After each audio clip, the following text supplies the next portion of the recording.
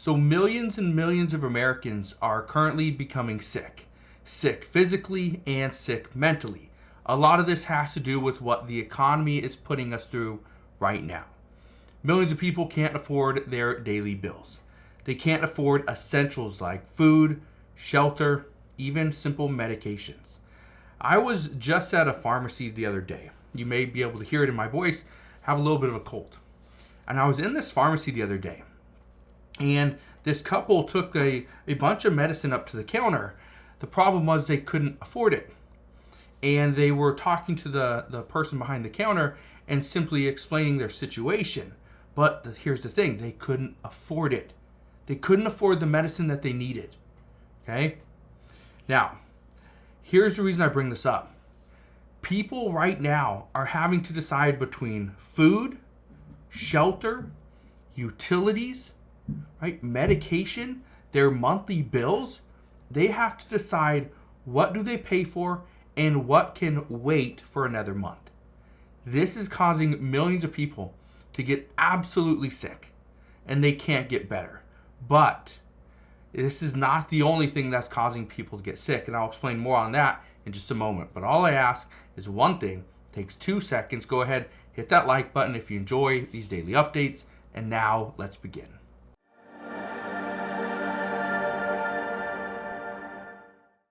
So yes, the economy is making millions of people sick. I want to read you something. Okay, there was a recent poll that says roughly 48% of Americans are saying that the economy is taking a toll on them both mentally and physically. Now, one of the reasons why people are becoming more and more sick is because they cannot take control of their own health. It's becoming too expensive. Listen to this, okay? This person wrote to me and said, on one of my credit card videos I did about a week ago, and she says, I literally just maxed out my last remaining credit card 2 days ago. I've had a cold for more than 3 weeks, but I couldn't see my doctor until I became current with my doctor's bill. 2 days ago, I paid the $1,600 that I owed, and I went in the very same day. Turns out I have severe chronic acute bronchitis. So now I have another doctor bill to pay along with medication that I can't afford. Great. Think about that for a second. This person now has severe chronic acute bronchitis. Okay? They just paid $1,600 on a credit card. They say their last remaining credit card, paid $1,600, and now they have this new doctor bill and medication that they cannot afford. So what do? Do you just continue to have this chronic acute bronchitis? Right? Does it never go away? I don't know. Listen to this one though. This person says, I spend $45 a month on blood pressure medication, but I have to put that on a credit card each month as I can't afford it otherwise. And then at the end of the month, I have a credit card bill that I pay with another credit card, which I then borrow money from my in-laws in order to pay for it. Everything I do contributes to my high blood pressure, but without the medication, I likely wouldn't be here. How does that make sense? Now, first off, $45 a month is not an insane amount of money, but it adds up. Think about this for a second. And this is why so many people are in this dilemma. Okay, there's $45 a month for blood pressure medicine. Let's say it's another $45 per month for, it could be something for your skin. It could be, maybe you have extreme anxiety, whatever it may be, right? Another $45 a month there. There's $90. And then on top of that, maybe you have something that you just struggle to, go to the bathroom. And so maybe that's another $10, $15. So you're about $100 there. Okay, $100 every single month on 3 medications. That is over $1,200 a year that you are paying. But for many people, they can't afford a simple $400 emergency. So $1,000 every single year is a lot of money. I want to read you one more thing, and then I want to ask you a question as well. Listen to this one. This person says, stress is making people sick. The Times the times when I have nothing to stress about, I am the healthiest.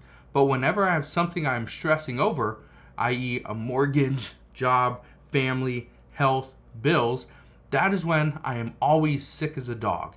And it doesn't help that it takes me 7 hours of work just to afford my anxiety medicine each month. So I don't know how much this person makes, but let's say anxiety medicine is probably $50 to maybe $75 a month. So they're probably making minimum wage. Okay? So they have to work 7 hours every single month in order to afford their anxiety medicine. That right there would give me anxiety if it would take me 7 hours to afford a medication that I absolutely needed. Here's one thing I want to ask you. What is making you sick about this economy? Is it the fact that affordable housing is not affordable anymore? I was talking to a friend of mine, and they're just now trying to find a home. He just turned 20, 21 years old, out of college. Him and his fiance now. Anyway, but I was talking to him, and he was saying that they're going to go put in an application at this one complex, and at this complex it's considered affordable housing. They go off your income. Well, him and his fiance, they're taking both of their incomes, but both their incomes combined come up to about $2,900, something like that a month. And so for this affordable housing complex, they are supposed to pay $1,600. Okay, $1,600 for, it's a 1-bedroom, 1-bath. I don't know the square footage, but it's a 1-bedroom, 1-bath. They're supposed to pay $1,600. Combined, they make about $2,900. So they should still have about $1,300 for food, utilities, medication, internet, whatever else they need, card payment, stuff like that. Anyway, that makes them sick because, and he said to me, how can somebody expect me to pay over 50% of my income on housing? And I completely understand that, but that is the world that we currently live in. You go to a store, and I saw this just this morning, where I went to the store, and in the back of the store, they had racks of bread. Racks and racks of bread. It wasn't the cheaper bread. It was the more expensive bread. Okay? It was the stuff that you usually pay $5.99, $6.99, $7.99 for a loaf of bread. They had racks of it in the back of the store. I ended up picking one up because it was close to the sell-by date, but I ended up picking one up. Okay, it's 50% off. Great deal. But I thought to myself, because I've seen this before, that's probably a result of they overbought, and then the people that were previously buying that bread decided they don't want the expensive stuff. They want the cheapest bread that they can find. Because now what's happening is people have to go and kind of reevaluate what's important to them. Is it the expensive bread? Or should they cut back on the expensive bread, the expensive jellies and jams and peanut butter, or almond butter, or whatever else they're getting, and instead, now they're going to save money there and go spend it on utilities, on their medication, on things like that truly matter. That's the interesting thing that's happening right now, is our economy is making people sick. And we are making people sick by the millions. This is happening every single day. But I want to ask you this question. Would you, if you had to, would you adjust your spending habits in order to ensure that you had medication that you needed to live, a roof over your head, food on the table, and utilities that will keep your home cool or warm at whatever time during the year? And I asked this because I was talking to somebody the other day, and they said that no, they're not going to cancel their gym membership. They're not going to cancel their phone subscription or phone plan. They're not going to get rid of their faster internet. They're not going to sell their PlayStation. Not going to do any of that stuff. Because if things were really meant to be, prices are going to come down. Here's my little word of wisdom. Don't expect prices to come down to pre-pandemic levels. Just don't expect it. Right now, things have dropped a little bit For example, certain food items, they've dropped, 0.3, 0.4, 0.5%, which is just a little bit. But based off of pre-pandemic levels, they're still up 30 to 40%. So keep in mind, if you're hoping things go all the way back to 2018, 2019 prices, it's probably not going to happen.